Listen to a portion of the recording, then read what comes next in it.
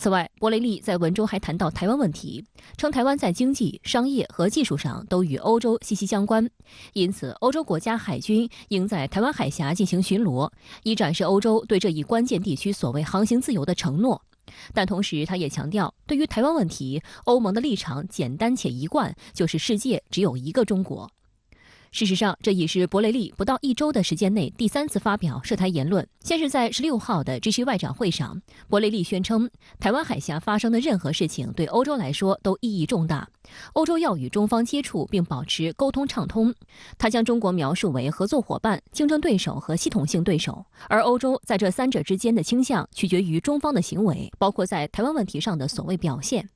紧接着，博雷利又在18号的欧洲议会上提及，考虑到台湾在制造最先进半导体上具有战略作用，台湾对欧洲的重要性不限于道德层面，还有重大经济利益。对于博雷利的涉台言论，《环球时报》23号的文章指出，从战略的角度来说，可以理解为欧盟不愿意在国际事务中被边缘化，从而试图刷存在感。作为欧盟外交和安全事务的负责人，在公开场合发表这样的署名文章，也反映出欧洲内部的确有一些政治力量始终以意识形态划线，对华抱有冷战思维。中国对此应该警惕，但没必要认定其为欧盟的既定政策。欧洲一些人还没有从欧洲中心论中觉醒过来，还没有认识到这一个变化的世界所以出现一些奇谈怪论我想呢，这只是一小部分人的声音。多数的欧洲国家呢，认为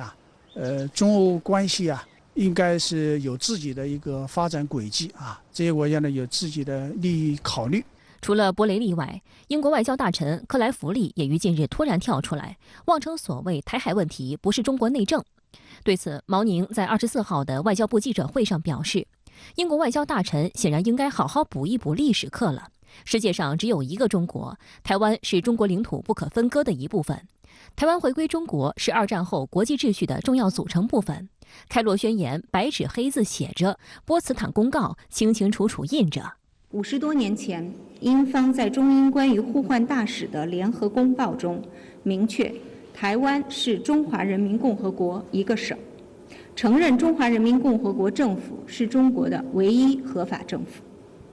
我想再次强调，台湾问题纯属中国内政，是中国核心利益中的核心。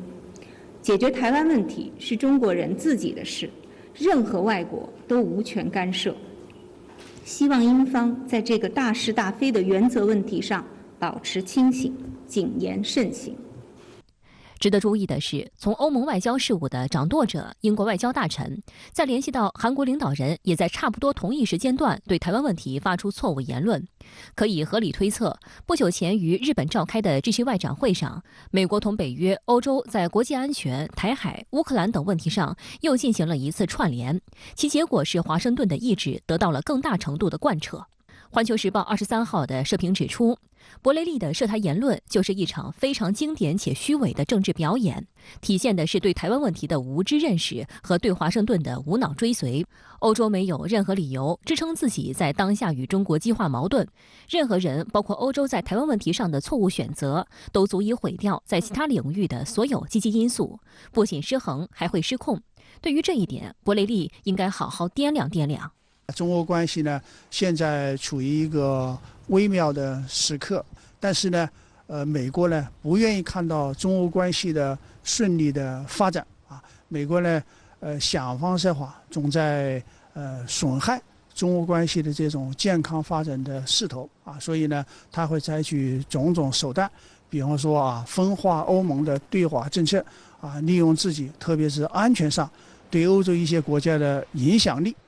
推动这些国家呢，在中欧关系问题上呢进行牵制。欧洲一些国家在这个台海问题上，可能还会有更多的一些所谓的行动。也有分析指出，博雷利的观点是否会落地成为整个欧盟的政策或行动，尚需观察。首先，如果要以欧盟的名义巡航台湾海峡，需要通过一系列程序。此外，欧盟内部有复杂的决策机制和权力博弈，并非一人能够说了算。在对华问题上，目前欧洲理事会与欧洲议会存在较大分歧。博雷利的相关言论在欧洲内部引发很大争议。法德等多家欧洲国家媒体将其与法国总统马克龙的表态相对比。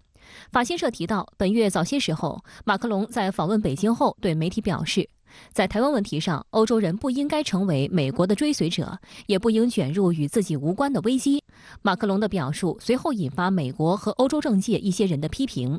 不过，欧洲理事会主席米歇尔很快公开表示，欧洲领导人正越来越支持马克龙避免成为美国追随者，加强战略自主性的主张。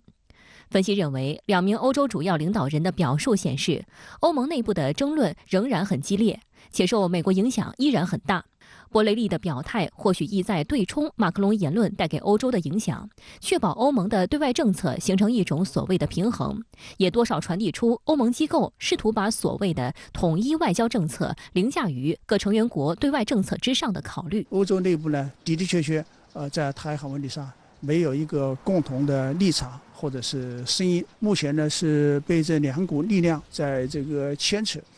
一股力量呢是希望中欧关系呢能有自己的健康的发展的轨道，另外一种力量呢是想把这种正常的轨道呢把它推离破坏我想呢，最终的发展演变一方面呢取决于欧盟战略自主这样一个建设的力度和欧洲的一个意愿，另外一方面呢也取决于我们的对欧政策。近日，中国驻欧盟使团团长傅聪大使接受澎湃新闻专访时表示，中欧关系是多面向的，不是单一议题的。中方支持欧洲联合自强，坚决反对搞阵营对抗。他还强调，中欧关系不针对、不依附，也不受制于第三方，不应将中欧关系与乌克兰问题捆绑，要对利用中俄关系挑拨中欧关系的图谋保持警惕。他特别谈到，欧方应正确理解对于中俄关系无上限的提法。中国一贯坚持在和平共处5项原则的基础上同各国发展友好合作关系。我们也始终认为，各国友谊与合作是无止境的，不应该人为设限。中俄合作是无上限的，中欧同样如此。我想强调的是，中国对欧政策保持长期稳定，将欧洲视为战略伙伴，认为中欧是2大力量、2大市场和2大文明，